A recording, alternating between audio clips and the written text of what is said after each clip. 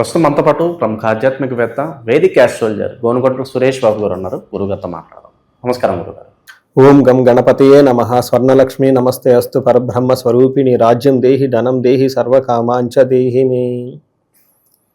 స్వర్ణలక్ష్మి కృపా కటాక్షం వల్ల మేషరాశి వారికి మార్చి మంత్లో ఎలా ఉందో మనం చూద్దాము. అమ్మవారి యొక్క కృప వీళ్ళ మీద బాగా చక్కగా ఉండాలని చెప్పి మేషరాశి వారికి అమ్మవారు ప్రతి ఒక్కళ్ళకి ఆనందాన్ని ఇవ్వాలి. అంటే మన దగ్గర నచ్చిన నచ్చకపోయిన వస్తువులు ఉన్నా, లేకుంటే కొంతమంది మనకి నచ్చిన వాళ్ళ దగ్గరగా ఉన్నా దూరంగా ఉన్నా కానీ అమ్మవారు ప్రతి నిమిషం కూడా మనకి ప్రతి నిమిషాన్ని మనం ఎంజాయ్ చేయగలిగిన ఒక ఆనందమైన స్వభావాన్ని, భావాన్ని, మైండ్ సెట్ని అమ్మవారు మనకి ఇవ్వాలి.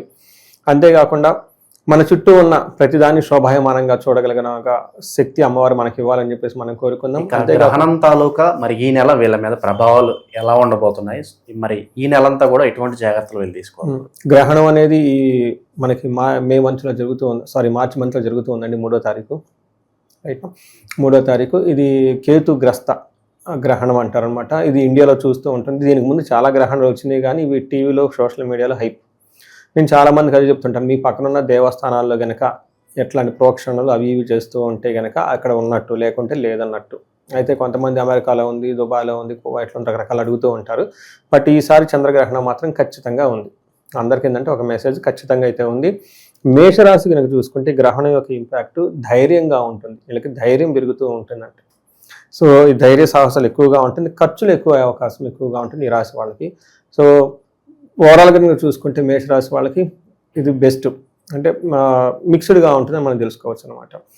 ఈ గ్రహణంతో పాటు మిగతా గ్రహాలు కూడా మనం చూసుకుంటూ ఉండాలి. అంటే వీళ్ళకి ఓవరాల్గా చూసుకుంటే మనం ఫిబ్రవరి మంత్లో రాశి ఫలాలు చెప్పుకున్నా, లేదంటే ఇప్పుడు మార్చి మంత్ రాశి ఫలాలు చెప్పుకుంటున్నా కానీ మనకు ఉగాది కూడా రాబోతుంది కాబట్టి ఈ 2 నెలలు ఏ మంత్ ఫిబ్రవరి మార్చి మంత్ వీళ్ళకి తటస్థంగా ఉంటుంది.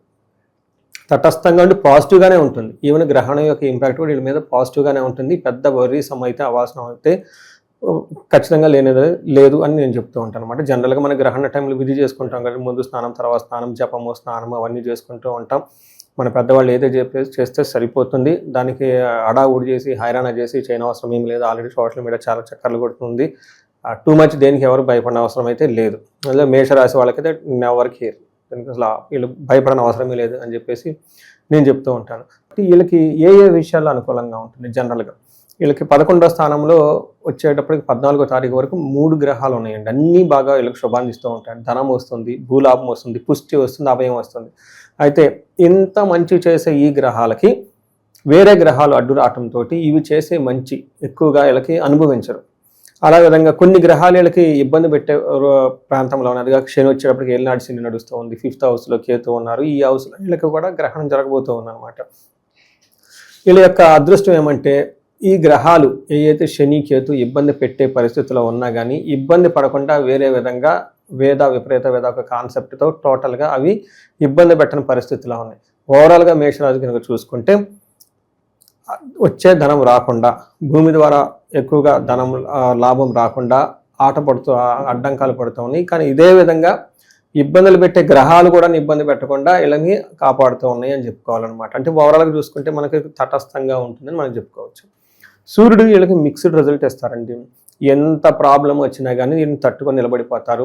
అనారోగ్యం అయితే ఉండదు, చక్కగా హెల్దీగా ఉంటారు. శత్రు భయం అయితే అస్సలు ఉండదని చెప్పుకుంటారు.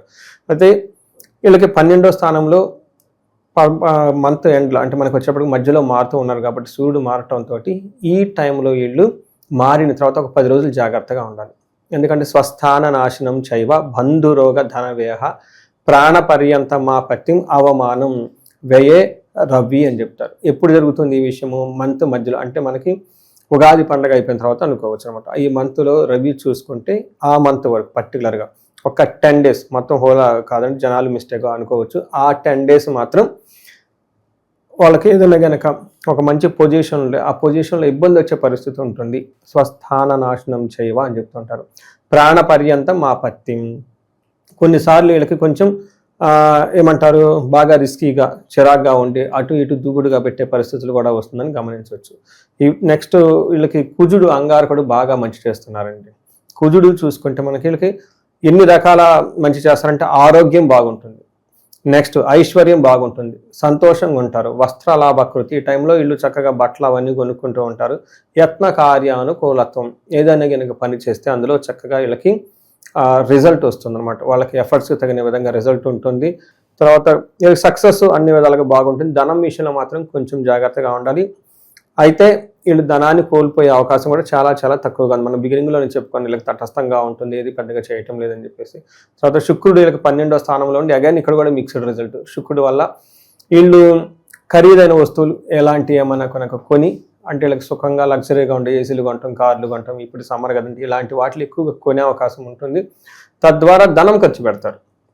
ఇప్పుడు ఇంటికి ఏసీ వస్తుందంటే అది మంచి చెడని మనం చెప్పలేం, ధనం అయితే పోతుంది, బట్ విషయం ఏంటంటే మంచి జరుగుతూ ఉంటుంది. అలానే కొన్ని ఫంక్షన్స్ బాగా అటెండ్ అవుతారు వీళ్ళు, లాంగ్ ట్రావెల్స్ కూడా చేసే అవకాశం ఎక్కువగా ఉంటుంది. తద్వారా ప్లేజర్ ట్రిప్స్ అంటారు కదండి, అవన్నీ చేసి ధనాన్ని పోగొట్టుకునే అవకాశం శుక్రుని వల్ల వస్తుంది. పర్టికులర్గా మనకి లగ్జరీకి, కంఫర్ట్కి, వాటికి సంబంధించిన వ్యవహారాలు మనం చెప్పుకోవచ్చు.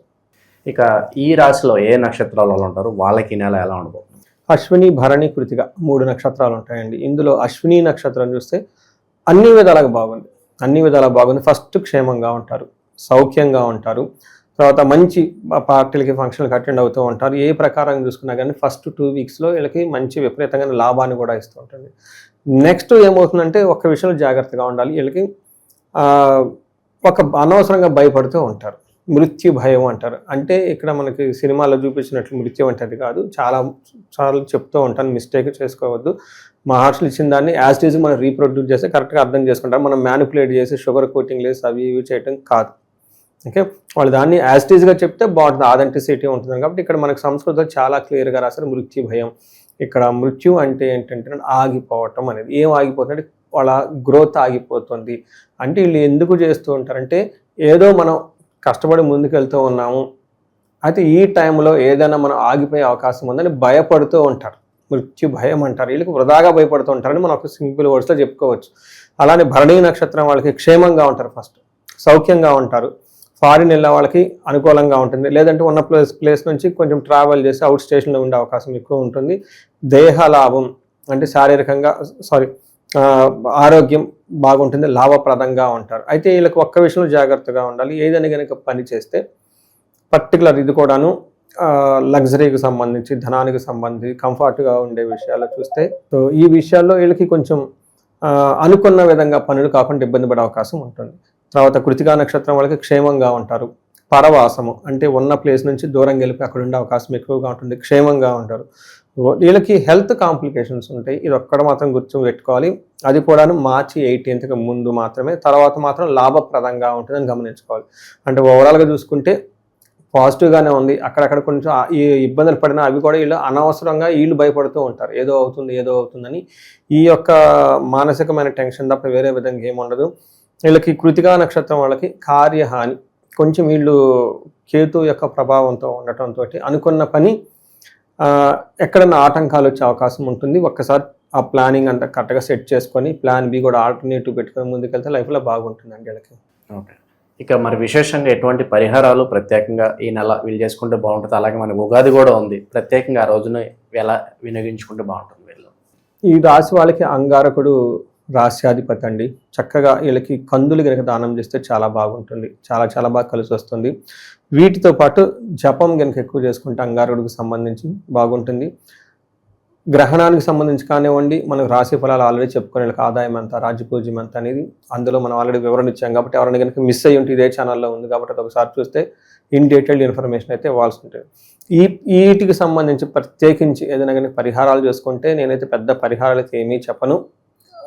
చక్కగా యాజ్ టీజ్గా వాళ్ళు ఉన్నది ఉన్నట్టు, ఎందుకంటే తటస్థంగా ఉంది కాబట్టి ఇన్ కేస్ ఎవరికైనా ఏదైనా కనుక ప్రాబ్లం అనిపిస్తే ఒకసారి కన్సల్టేషన్ తీసుకుంటే మనం వాళ్ళకి ఇండివిజువల్గా ఏం ప్రాబ్లం ఉందని చెప్పుకోవచ్చు.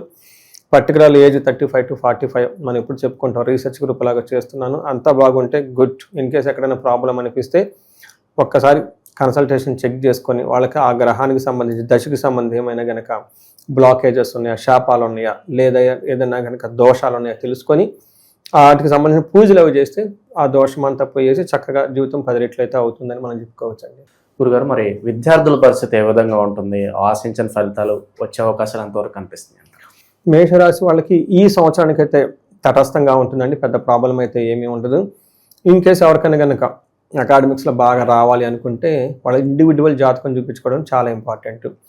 ఇండివిజువల్ జాతకం చూస్తే మనకి 3 దేవతల్ని బాగా మనం పూజిస్తూ ఉంటామండి. ఒకళ్ళు హయగ్రీవుడు, 2 మేధా దక్షిణామూర్తి, 3 నీలా సరస్వతి దేవి. వాళ్ళ యొక్క జాతకంలో లగ్నాన్ని బట్టి ఎవరు చేయాలనేది తెలుస్తుంది. వాళ్ళకి ఆ దేవతలకి మనం కొంచెం జపాన్ చేపించి, ఒక హోమం చేపించి, వీళ్ళకి ఒకసారి జాతక చక్రంలో లగ్నం బట్టి మనం డిసైడ్ చేసి మనకు ఒకసారి కన్సల్ట్ అయితే బాగుంటుంది. అవన్నీ చేసుకుంటే వీళ్ళకి అకాడమిక్స్లో చాలా బాగా చక్కగా పెర్ఫార్మెన్స్ అవకాశం ఉంటుందండి. మంచి విశ్లేషణ అందించారు. ధన్యవాదాలు. ధన్యవాదాలండి.